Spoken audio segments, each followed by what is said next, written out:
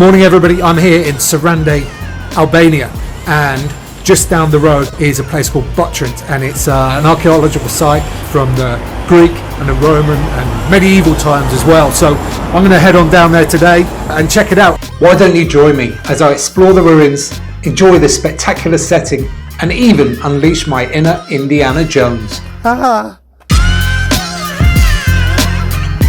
There's lots of ways to get there. You could rent a car. There's cheap local buses, but I like to combine activities, so I'm going to run. But before we get started, let's meet some of our friends here. This is this little guy here. This is Hash Brown. Say hello, Hash Brown. He's our friendly neighbourhood dog.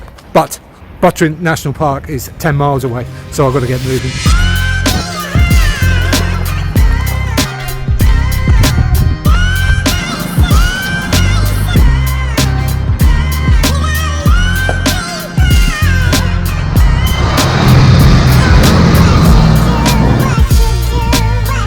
I took this time to think about everything I was going to see at Albania's most visited cultural tourist destination.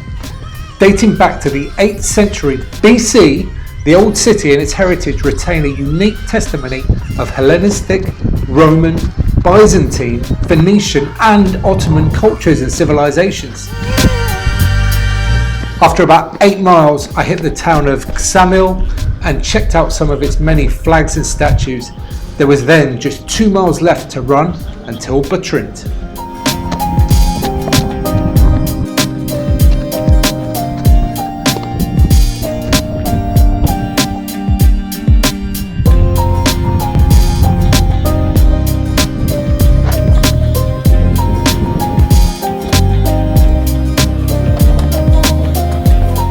Now they kindly request that you don't walk on any of the monuments here or any of the relics, and didn't intend to, but unfortunately you'll see it is completely flooded, and that's supposedly the pathway which I'm not going to walk across, but I might be able to get across that wall there. Hope nobody minds.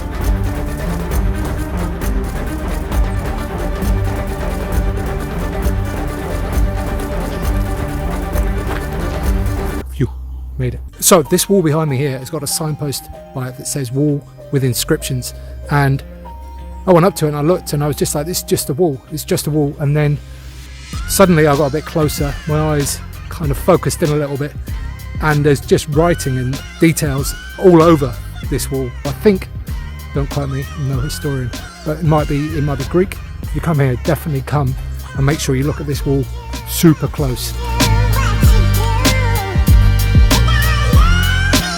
This magnificent building behind me is the Basilica, and it was built in the 6th century AD, originally with a mosaic floor. Fancy. The incredible dense circuit wall that surrounds Butrint, most of it is believed to be dated from the 4th century BC, and it's made out of these huge, great big slabs of stone. I'm getting dripped on here. There's no mortar here. These are all just cut so they fit perfectly together, and then the weight of them just locks them in place, and they've stood for nearly 2,500 years. It's unbelievable. And there's one outside that's got a right angle in it, which, like, the amount of detail that's gone into this is insane. And if I turn around now, you'll see how deep this wall is.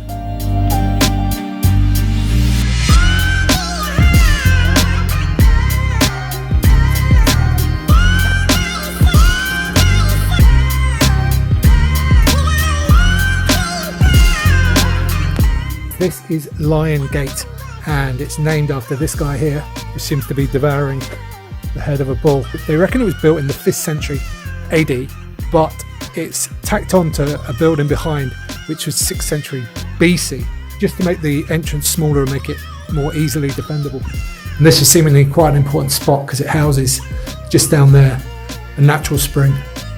Fresh water, really important in case you get put under siege by some nasty people. You need the water.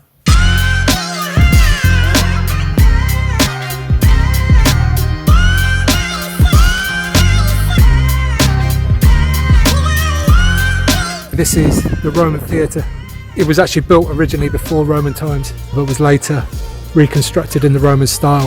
Here's another situation where I'm actually trapped by the water behind me there, so I'm going to have to find another way out of the theatre.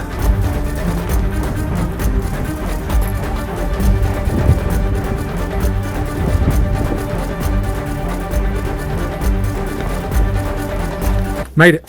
Hopefully there's a way out over here. Ah! No.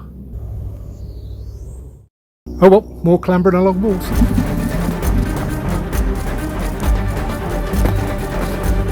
Safely back on dry land, just in time to look at this, which is the Roman Forum, formerly a Greek development, but the Romans turned it into a forum.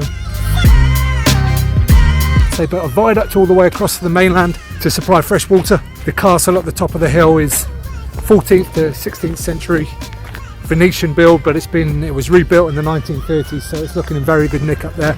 And there was a lovely museum in there as well, with lots of artifacts from the site, sculptures and broken pots and things like that, stuff that just helps tell the story of this ancient place. Just across the river here, that's a triangular castle. You can get to it on that incredible little car ferry. If I had a bit more time, I'd definitely be going to have a look at that, but I want to get back to Sarande before the sun sets.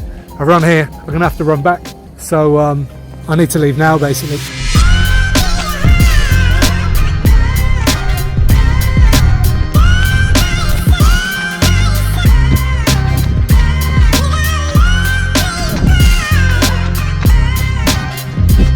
I'm back in Sarande.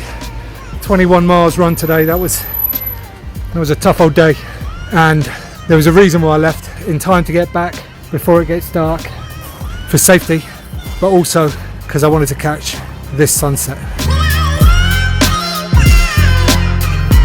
Yeah, undertaking these big, difficult things, tough challenges, it's painful, and there's probably going to be a fair bit of pain for the next 36 hours at least, I'd imagine.